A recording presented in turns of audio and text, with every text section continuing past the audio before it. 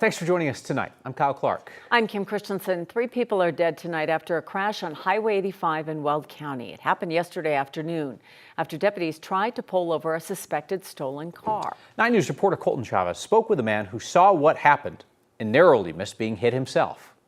Alberto Gordilla tells me he was driving right here along Highway 85 when he says he watched an SUV cross right over this median, narrowly missing him and instead hitting the car behind him in a fiery crash.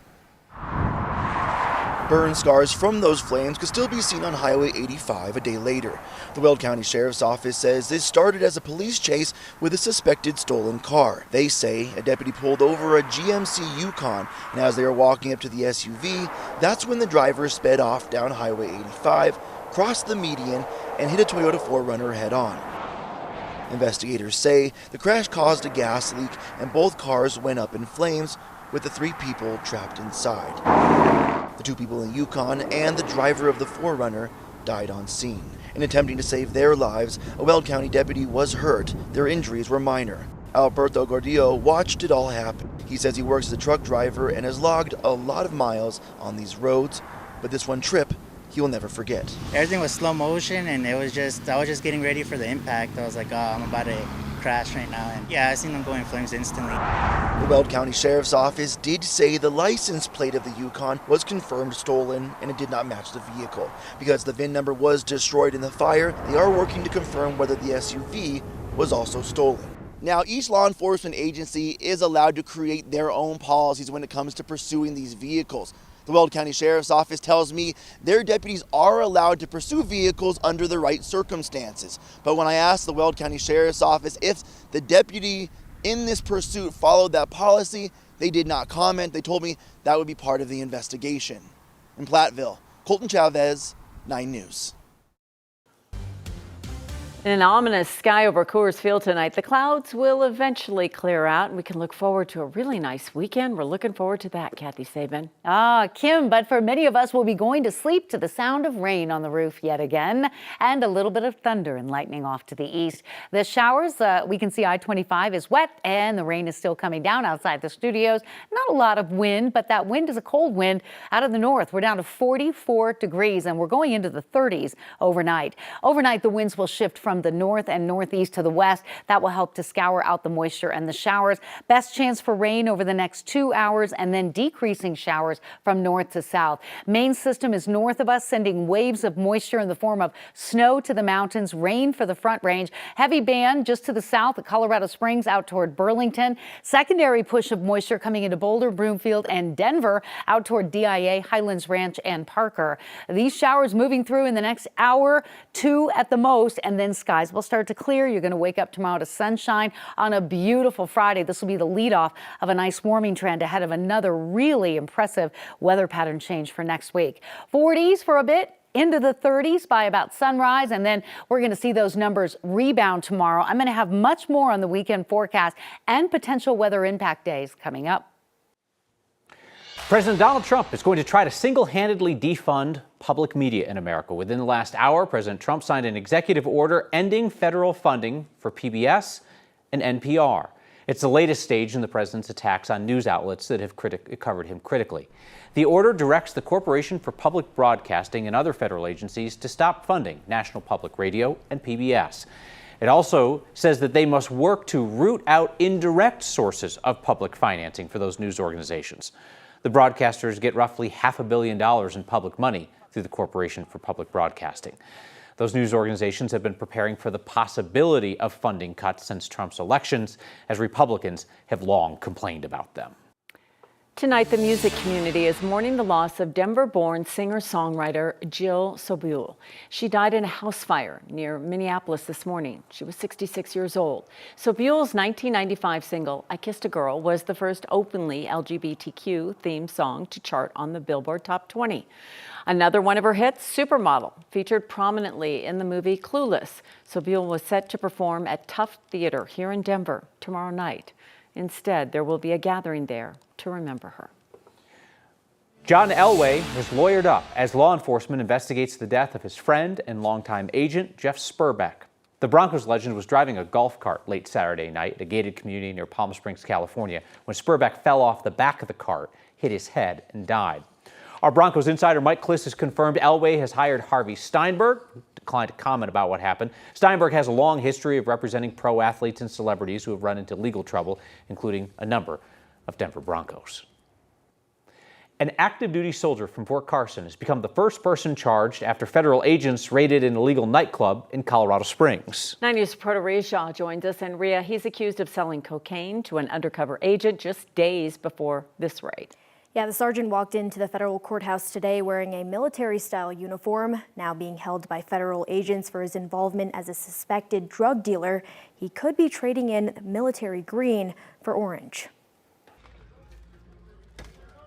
The raid on the illegal underground nightclub in Colorado Springs made national headlines. Out of more than 100 people detained that night, Juan Arona Rodriguez is the first to be charged, and federal agents say he wasn't just in the crowd.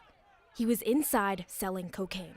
According to court documents, he's an active duty staff sergeant in the U.S. Army, stationed at Fort Carson, and also the co-founder of Immortal Security, a company that hired soldiers to guard after-hours events at the underground club. Investigators say Arona Rodriguez worked the door while buying and selling cocaine for months, supplying drugs to people inside. His text messages pulled from a search warrant tell the story, coordinating pickups and negotiating prices for ounces of cocaine.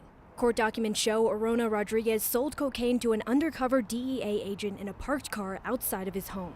Agents say he also offered to sell a firearm with a high-capacity magazine to someone in the country without proper authorization in exchange for drugs. He's now facing 2 federal drug charges for cocaine possession and distribution. The U.S. Army confirmed he was previously told he wasn't allowed to work off-duty security, but investigators say he kept showing up armed and active in the drug trade.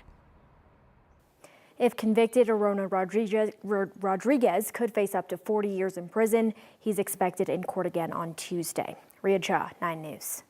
So the U.S. Postal Service was involved in that immigration raid in Colorado Springs, and their inspectors may be asked to track the mail to find people for deportation.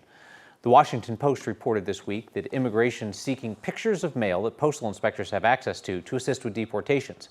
Everyone's mail is already scanned by the Postal Service. Informed delivery is a service that allows you to get emailed images of your mail before it comes to your mailbox. We asked the Department of Homeland Security if it's seeking informed delivery images to assist ICE. A senior DHS official emailed back, quote, "Under President Trump, the Department of Homeland Security will use every tool and resource available to secure our border." The privacy policy for informed delivery says the Postal Service cannot share with marketers without permission. It says nothing about sharing your mail with immigration agents.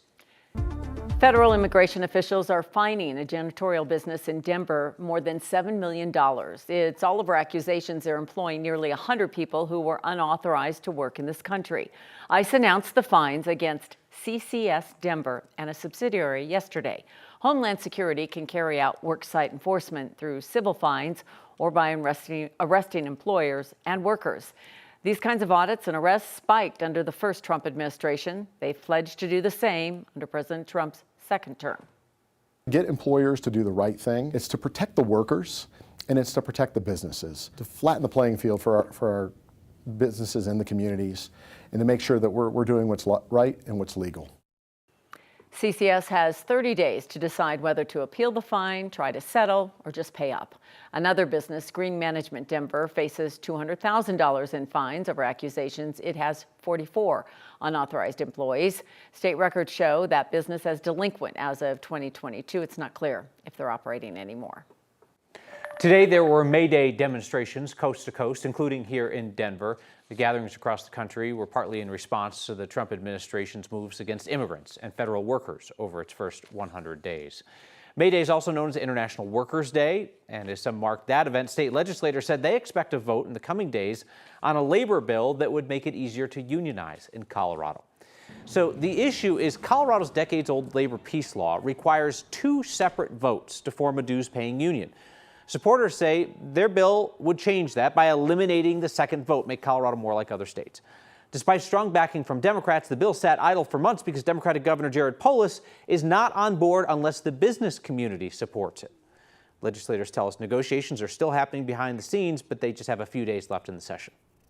we're willing to sit at the table and see if folks can come to a resolution, and that's where we're at. But time is running short. We're almost out of time.